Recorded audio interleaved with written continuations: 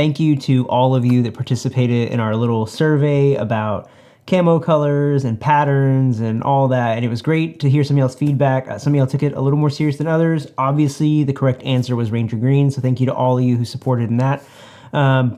As we kind of got to get some of the feedback and see how many of you actually participated in that, I was thinking, it'd be cool if you guys in the comments down below in this video, let us know some of the stuff that you want to see more videos on. Like, what are some types of drills, things you want to work on, questions you might have, gear-related questions.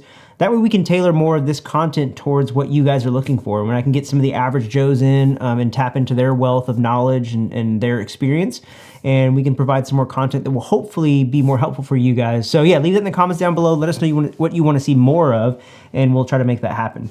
Unless it's more of Taylor, because then we're not doing that. No.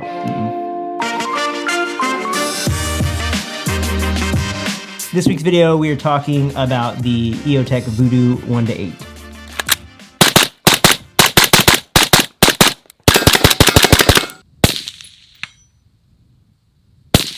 Before we dive into this week's video, I do want to give a quick shout out to EOTech. Thank you, EOTech, for sending this out for review. I will try to be as unbiased as possible when talking about it and other optics in this video, but I wanted to get that out of the way. Also, I will leave a link down in the description for you to find all the specifications and details about this particular optic. So that way, if there's something that I leave out that you want to know, hopefully it's there. If not, leave it in the comments down below. Now, with the 1-8, what changed from the 1-6? So for those of you who don't know, EOTech came into the market with their 1-6, and everyone was expecting it to be a direct competitor to the Razor 1-6, which kind of was the go-to for most people. The issue with the Vudu 1-6 was that it was a little bit underwhelming. The glass clarity wasn't the greatest. The reticle was okay. It had the donut of death that we all knew and loved from EOTech, and so it was great at 1 power, but then when you zoomed in, it just had crosshairs in the middle, very basic, which I guess would work for some people, but it didn't work for most of the end users. And a lot of people were just left dissatisfied with it, and I think the thing that most people were upset with was the lack of illumination. While it did have an illuminated reticle, it was more of like a maroon color. It wasn't really truly a daylight bright or usable illumination in the reticle. They went back to the drawing board, brought us the Vudu 1-8, so they've got 2 times more magnification, same tube size, slightly longer, better glass clarity than the 1-6 had. I would say this is probably some of the better glass in this price range, and I would put it on par with most other things. Now, the eye relief and eye boxes, you're not going to have that edge to edge like you see out of the 1-6, but it is much, much better, and better than a lot of things out there. And the glass is just so crispy and clear. That was the first thing that Calvin said when I let him look through it, and he was like, man, it's so clear, so clean. And then the other big change is going to be that they gave us a more usable illumination. So the illumination, I would say, is daylight bright. Not everybody would say that. It's not going to be like a Night Force. It's not going to be like a Swarovski or a Schmidt&Bender, but you're not paying at that same price point for that. Now, I would say it's very close to the Razor 1-6, but probably just behind it. It is still daylight usable, but it's not going to be as bright as some others that are out there. But still a great improvement over what we've seen in the past.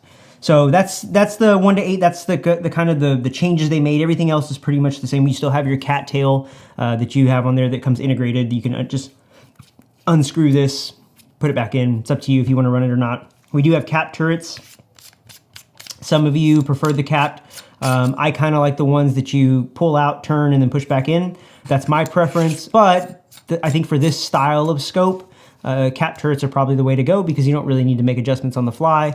And again, we'll talk more about that in a bit. And then the illumination is not a knob like many of the others in the market. It's using the push buttons. So you have a button on the back closest to the shooter's eye that you use to increase the brightness, and then on the front is to decrease, and then on top is your power on and off. And when you're at your max power, it'll flash at you, letting you know that it is at its max illumination. Same thing at the lower end, I believe, as well. And it is a 2032. I don't know the battery life. I'll have to leave it here somewhere, but it's kind of on par with most other things out there, most other LPVOs out there. So how does this particular optic perform from a usability standpoint? So let's start with the reticle. So the reticle is a very basic. It has your center dot. You've got a line that goes all the way across edge to edge, and then you've got a line that goes from your 6 o'clock up to your center dot. And then along the way, you have a few hashes in there to help with some holds. But outside of that, it's a very basic, very simple, very clean reticle, which makes it very easy for you to be focused on that center dot.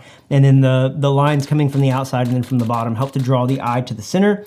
And I think that for me personally, I see this as a great reticle for if you're shooting a lot of one power shooting, and then if you're also shooting within 300 yards, because you don't really need the windage holes, you don't need any of those other things. So a very clean reticle is good for that type of shooter where you're just shooting either at 1 power or 8 power, and you're not looking for a super precise shot. And what I mean by that is like you're probably not shooting, 4-inch steel at 400 yards, right? You're probably shooting an IPSC target at 300 yards and in. If you're like a competition shooter, if you're out plinking for fun, this is a great reticle for that. Very similar to the Razor 1-6 reticle, and their BDC or whatever it was. To me, that's what it reminds me of. And so I think the usable red dot, again, not as bright as the Razor, not as bright as a Night Force, but still usable in daylight. That paired with that style of reticle where you have the line that goes all the way across and the one in the middle helps to draw the eye to the center very, very quickly. So when you are using it like a red dot, it does function very well. And then when you're using it zoomed into 8 power at that magnification, the glass is so clear that it's really easy to pick out on your target and know where you're holding. If you're shooting out past 300 yards, 200 yards, probably not the best option for you. There's probably some better options out there that will give you either a better BDC or if you're somebody who uses mil or MOA to hold and you like something like a Horus reticle or like the Night Force reticle. Things like that I think are better as you get out to further distances to be able to account for your windage and elevation holds. Moving on to glass clarity. The glass clarity of this optic I think I would honestly put it on par as far as how clear it is with my Night Force Attacker. So I've got an Attacker 1-8, and I would put these two side by side, and I would say that they're pretty close. Now the Attacker I think is still better, but I think that you're seeing a vast improvement in the glass clarity out of this. It is so clear, so crispy. It's like when you look through like an HD, or look at an HD TV, and you just see how crisp and clean everything is. That's how it feels looking through this, personally for me. And I do have astigmatism, I have issues, so for it to make everything look that much more clear was very, very impressive, especially at the price point. And I think at that point, it actually rivals things like the Vortex, like the 1-6. Now, I will say, when it comes to like your eye relief and your eye box, it's not as forgiving. You don't get that edge-to-edge clarity, or not clarity, but you don't get that edge-to-edge view like you do out of the Vortex. You do still have some scope shadow or some of the housing that you're seeing through there, but I didn't find that to be an issue, right? I've shot the Vortex, I've shot this one. The Vortex is very, very nice, especially if you're doing a lot of 1-power shooting. I think this is just another good option on the market. And I found it to be just as durable, if not, more durable than anything else that I found. Now, the hard part with this, like I always say, when it comes to durability, no one person's test is going to give you a good look at how durable this optic is, because I could have the limit in the group and it not do well. I could have one that's vastly superior than others, and everybody else who has one, it could break. So we need a wider sample size, a larger sample size to select from to see how good this optic actually performs long-term as far as durability goes. But in my testing, having fallen on it, having dropped it, having bumped it into stuff and thrown it, I never carry my rifles in cases, so they get banged around. It's never lost zero. I haven't had any issues with the electronics as far as like the red dot. No issues with that. No issues with glass or housing breaking or cracking or anything like that. And it's held at zero. So it's done well for me. But this is one of those things where we need to see a larger sample size from others in the industry who can get their hands on it to see how it actually performs long term. But all indicators are that it is a good, durable optic. Now, so where does this fit in? I think this is a better competitor to the 1-6. And I think this is probably what most people were expecting when Vudu first came on the market with their own 1-6. This does give us 2 times more magnification than the Razor, which is kind of like, I keep using the Razor because it's kind of like the gold standard that everybody knows and loves as far as like price point goes. I think one of the added benefits that I think a lot of people will enjoy is that you have the option of the black housing as opposed to that weirdest bronze whatever color the Vortex is that some people love, some people hate. So if that you're one of those people, this might be a better option for you. Smaller tube as far as the housing goes, so it's gonna be a little bit lighter than the Vortex. Now, Vortex has since come out with their 1 to 10, and a lot of people like that. I personally think the 1 to 6 is still better than the 1 to 10 as far as glass clarity goes. I think the 1 to 10 gives up too much on the 1 power, and I just don't think the glass is quite as clear as the 1 to 6. That's just my personal preference. I do like the reticle better in the 1 to 10, and since then, EOTech have recently released their own 1 to 10, and I would venture to say that the 1 to 10 from EOTech is probably going to be a lot like the Vortex, that it's probably going to give up a lot on the 1 power, and the glass clarity might suffer. I don't know. This is all speculation. I haven't used it. I know a couple people have their hands on it, but you do get better reticle options, and it does go back to a first focal plane. So you kind of got to find those trade-offs and find out what's most important for you. So having said that, I think we maybe transition the video into, is an LPVO for you, and how does it compare to something like a Red Dot and Magnifier? Now, I thought about doing these as 2 separate videos, but I don't think that it justifies doing it as a separate video. That would just be a very short video, because personally, I think that most shooters would benefit from just having a red dot, and if you need magnification, throwing a magnifier behind it. That's my personal opinion, because what I see out of shooters, from having traveled to all the classes that I've been to film at, to participate in, all the range days, everybody that I see that shoots an LPVO most of the time shoots at 1 power, and very rarely do I see them shoot past 50 yards. And for those who shoot past 50 yards, even fewer of them shoot past 200 or 300 yards. So if you're shooting in the 300-yard range, I would say you could probably get by with something like just an EOTech with a magnifier. This, I think, is more than enough. I can hit 200 yards. I can hit, I think, down to 6-inch steel, 4-inch steel with this.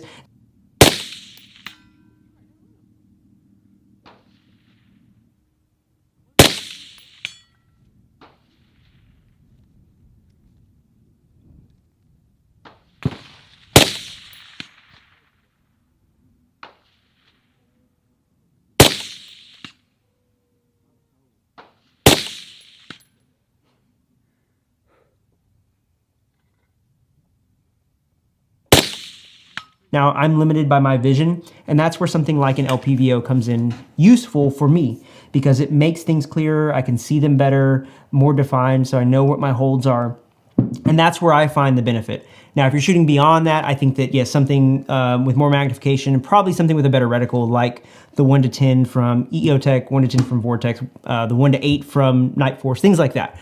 Those better reticles will help you as you try to push out further at further distances. But on the flip side of that coin, you have to train at those distances.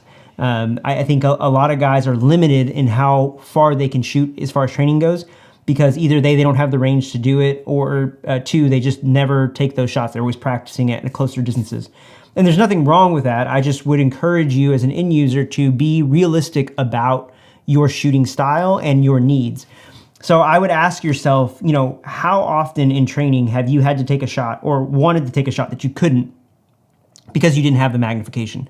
If you find yourself doing that a lot, or almost every time you go out on range, you probably do need an LPVO or maybe a magnifier. If you almost never have that, then you probably really don't need to, because that skill set isn't going to magically appear. If you're not training it, that skill set isn't just going to be there when you need it. I hear a lot of guys say, oh, well, I want, a 16-inch rifle, or I want this optic just in case I got to reach out and touch something. And I would encourage you, like, hey, what is that just in case? How far of a distance are you talking just in case? Like, because just in case you had to take a shot at 400-something yards, could you hit a 6-inch steel with, let's say, a 7 to 10 mile an hour crosswind that's slightly hurting you coming in from left to right? Do you know what your hold is at that distance?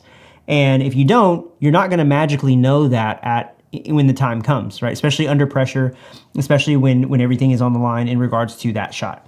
So I would really encourage you that if that's something that you're training for, by all means, go for it. But make sure you're training for it. The second part to that is, I think a lot of guys say, well, I want an LPVO in case I have to positively identify something. And while I do understand that to a degree, I would push to, and I used to think that way myself, I would push you to some of the knowledge that I got from guys who do surveillance for a living.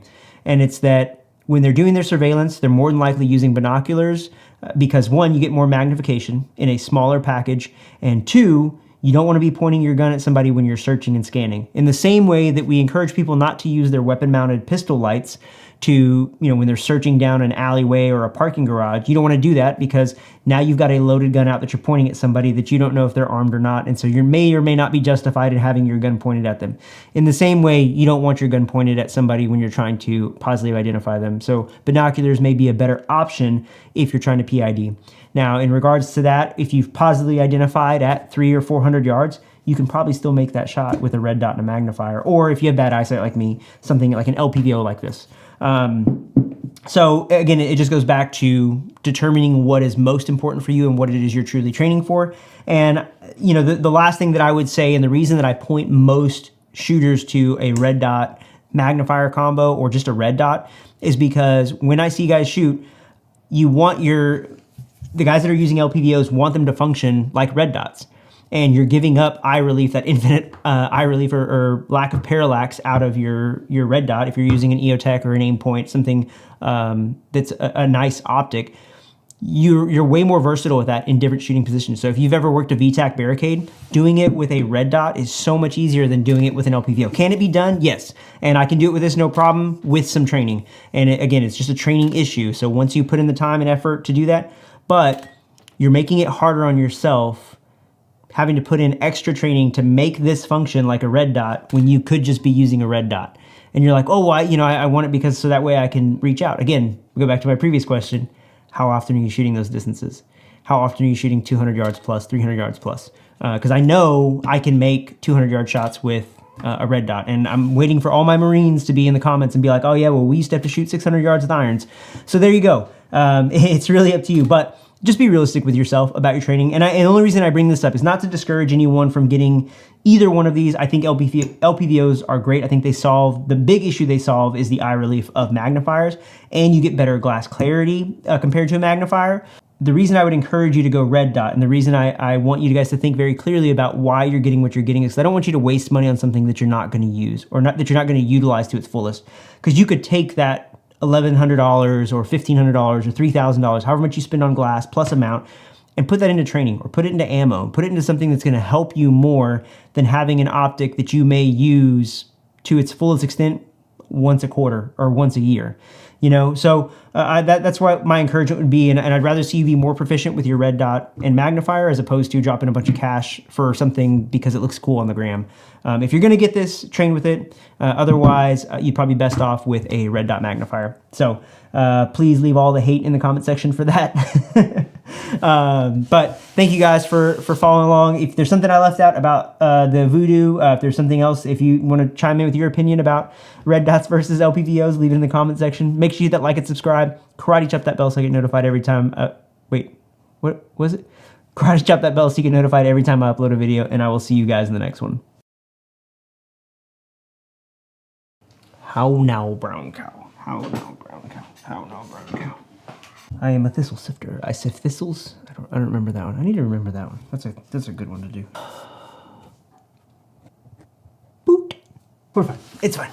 It's fine. You can't even see it. So she said. Am I recording? I am recording. Okay, cool. So we'll just take it from the top. What are you going to listen to? Probably Ariana Grande, if I'm honest. I thought for sure to be Lil Wayne or something. Some gangster rap. Dirk Bentley. My Yeezys came untied. King's Leon now, Dave. King's Leon. We are on a musical journey. We're feeling good. What song, Kings Leon?